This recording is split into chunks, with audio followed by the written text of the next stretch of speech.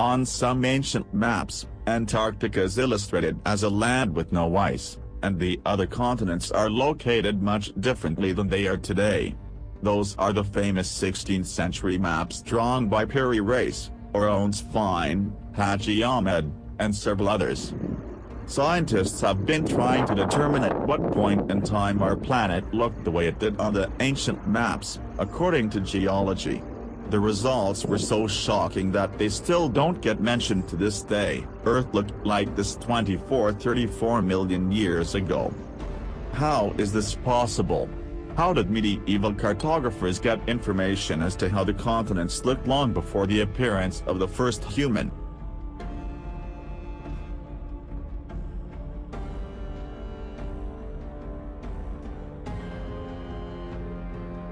It is possible that all the evidence in possession of historic archaeological studies is not exactly on the right track.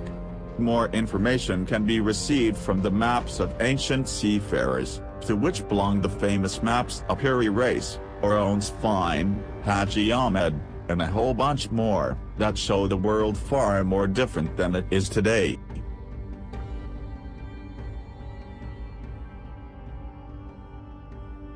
One is the 14th century map drawn by Turkish Admiral Piri Reis. Drawn in 1513, it also shows features of South America which had not been discovered at the time. The Andes, with the Amazon rising in them, are shown, although the Amazon is shown twice, possibly due to source maps being overlapped, drawn late together with the island of Marajo, which was not discovered to 1543. The Falkland Islands, discovered in 1592, also appear. It shows an island in the Atlantic which does not exist today but where isolated rocks are now found. So, was the map based on a source drawn when sea level was different or and more land was above water?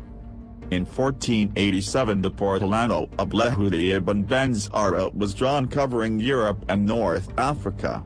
It seems to show glaciers as far south as the latitude of England and the Mediterranean, as it would appear if sea levels were different due to the ice. Another map was compiled in 1559 by Turk Haji Ahmed. This shows Alaska and Siberia joined by land almost 100 miles wide. Again, this shows conditions which existed prior to the end of the last ice age.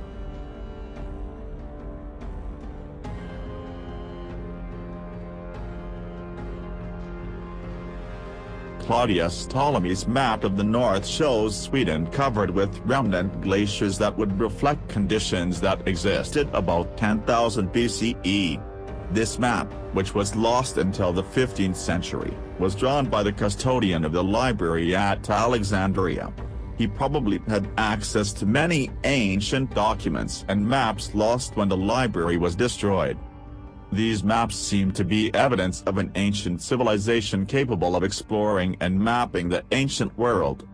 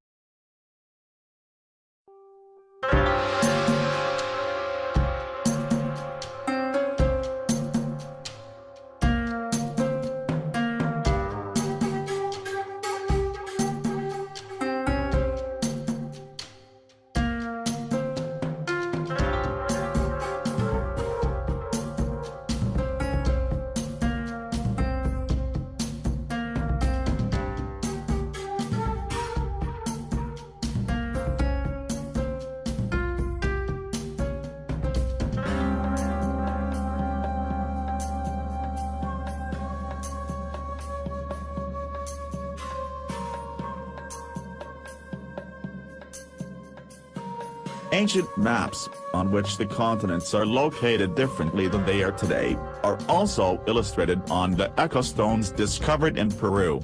On the map drawn by Piri Reis, South America is connected with Antarctica. And on the maps of Voronezh Fine and Haji Ahmed, Antarctica is illustrated as a land entirely free of ice.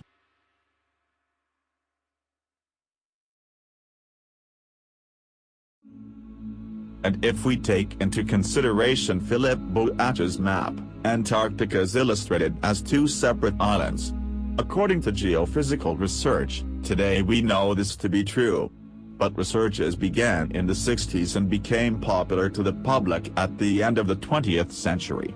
So how did ancients know of this back in the 14th, 15th, and 16th centuries?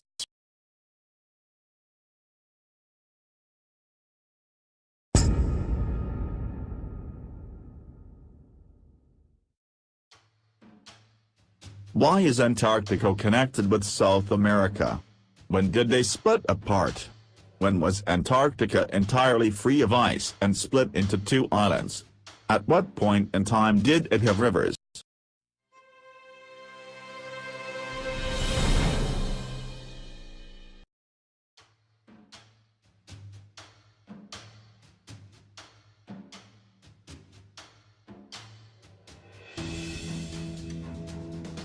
According to different sources, South America and Antarctica split either 24 or 34 million years ago.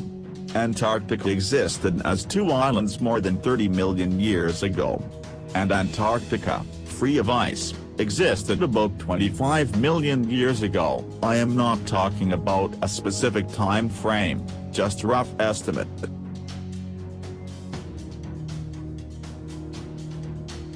And then, 16 million years ago, almost full ice coverage began on Antarctica and it resembled today's continent a bit more, and 5 million years ago, it was entirely covered in thick ice and was the same as it is today.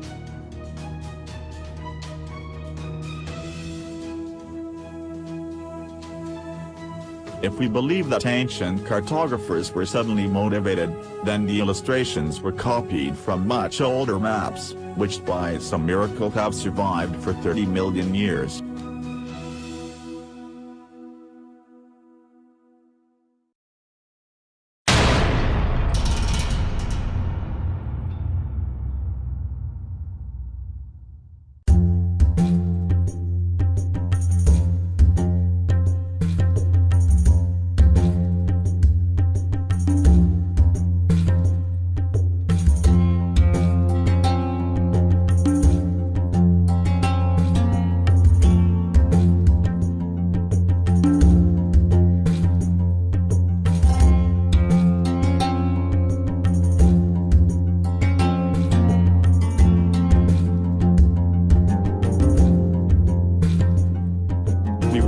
Mahabharata, the Rig Veda, and in Vaishvanara of a race of space aliens, and in the Book of Enoch, these creatures are gods who descended to Earth and cartographed it.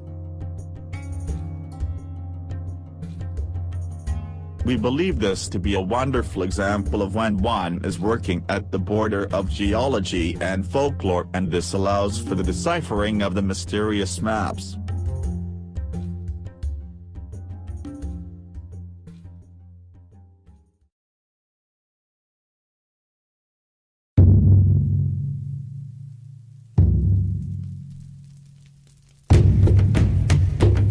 Maps are descriptive enough, but also contain depictions of near-Earth objects, so it is quite possible that these maps actually did exist millions of years ago, and in some way, even after all the natural disasters, they were preserved, possibly in some underground structures, and somehow ended up in the hands of ancient cartographers, who did not use them but rather just copied them and made their geographical discoveries based on the copies.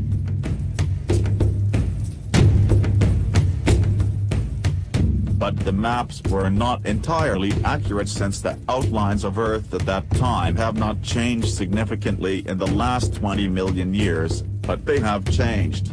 That is why sometimes mistakes were made and other times, unexpected discoveries.